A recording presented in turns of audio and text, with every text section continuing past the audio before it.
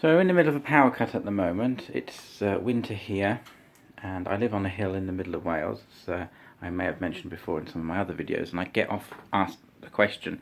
We're on the end of a long electricity supply, and often we have power interruptions. Sometimes they can last a few hours, sometimes if we're unlucky last a few days, but it's not an unusual thing to happen.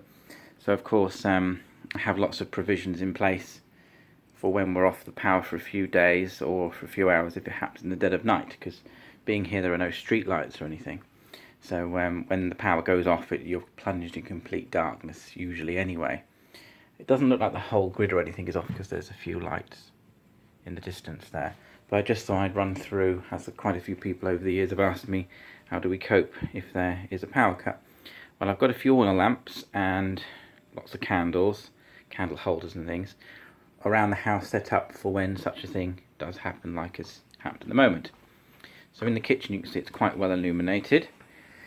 Obviously the fridge and the freezer won't work, but as usually we have power cuts in the winter time, it often means that the deep freeze chest freezer is fine if you don't have to go in it, and the fridge you can just literally store things outside. That's probably the biggest pain about having a power cut, is the freezer stuff, and if it does happen in the summer it's obviously not as practical to try and freeze things as in the winter when everything's sort of already frozen or at least very cold. Obviously no electric, so I can't boil a kettle or anything, but I've got this my old range cooker, so I can boil myself some tea, which I'm going to do now. This cooker requires no electricity because there's no flame failure on the hob. There is a flame failure device in the oven, but it's powered by the gas, so there's no electricity supply needed for the oven flame failure to work. I have old-fashioned telephone in the kitchen, and it is working. The phone line hasn't gone down. So in the kitchen I'm using the little hand blown candelabras. That takes 3 candles each, which is very powerful illumination, so fine for the kitchen. In the dining room I have obviously candles above the mantelpiece, large church sort of candle in the corner there, and then a double burner oil lamp, so it's more than enough light to light up when you're having a meal.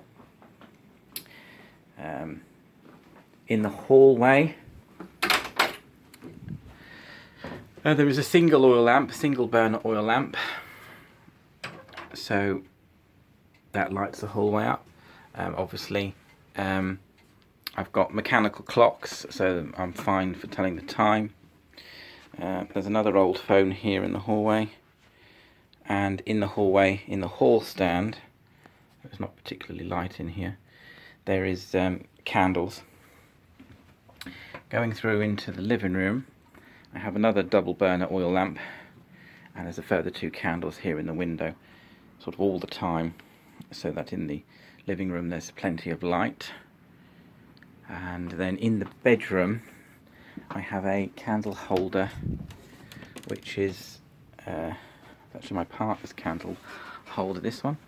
It's one of those ones where the candle is kept in a reflector, in a sort of a steel candle holder, and the candle's kept pressurized with a spring. So what that means is the candle is constantly being kept, or I should say the wick of the candle is constantly being kept in the correct place. But because of all the shrouding, it means that the candle is quite safe in the bedroom. It's only exposed in two areas, here at the front and here at the top. But it's just a bit safer than having a candle on its own. And of course you can, this is without going with anything to do with a torch. I mean, I'm not counting torches at all. This is all purely candles and an oil lamps. There is no, I haven't gone down the route of torches. I do have lots of torches. It being a farm, you always need a torch handy. But the trouble is torches require batteries, and batteries don't last for very long. This is a torch I've got here, old-fashioned torch with LED light bulb in it now, so will run for much longer. so that's just another backup.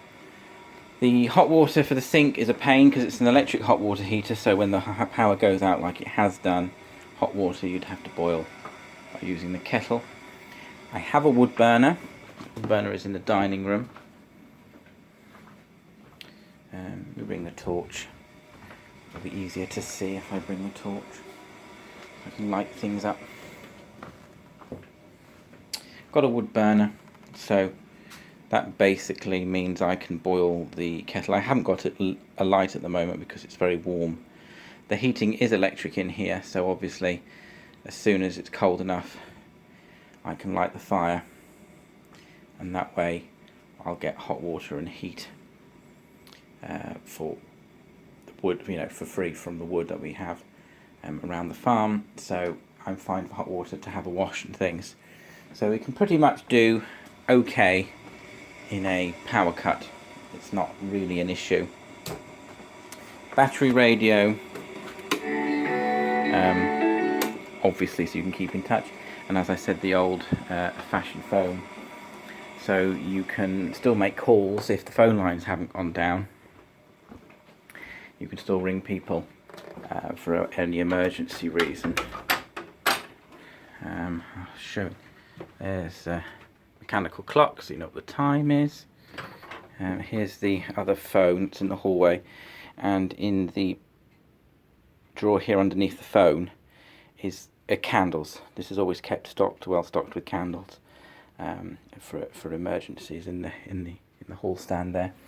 I'll just show you the candle holder in the bedroom with the torch, as it wasn't very clear to see. There you go. You can see now the candle lives inside the stem of the candle holder. Get pushed to the top via a spring, and then it's the reflector here, and that reflects the light, as you can see, into the bedroom. It's quite a good light actually. It's more than bright enough for in a bedroom, and as you can see, it's shrouded, so it's a bit safer for the flame. So yes, I just thought I'd make a bit of a video about how we cope being quite rural or quite remote. When the power does go off, you have to keep these things in. This will be the main room we would use anyway, in an emergency, next to the main entrance. So yes, it's surmountable, and cope quite well in a power cut really. You just sort of have to get used to it when you live in a place where the power is unpredictable. You would just have to make provisions to cope with it when the power does go out. So yes, it's not really an issue, and as long as you keep these provisions to fall back on, then life can sort of carry on pretty much as it did. You just have to get used to not watching the television. But yes, I shall go and enjoy a cup of tea now while I wait for the power to come back on.